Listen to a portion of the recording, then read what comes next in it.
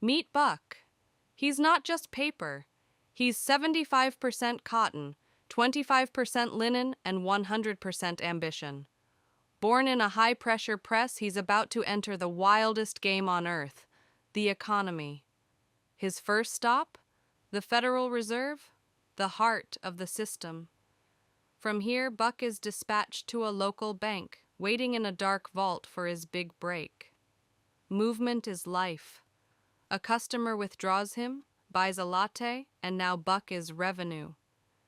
The shop owner uses him to pay a supplier. Buck is officially circulating. But Buck doesn't sit still. Banks use him to fund dreams. He becomes an investment, helping a startup build the next big thing. Through the money multiplier, Buck's impact is now 10 times his size. Eventually, every journey leads back home. Through income and sales tax, a portion of Buck's value is called back by the government to build roads, schools, and safety. The government spends him back into the world, and the loop restarts. From printing to taxes, Buck never dies. He just changes hands.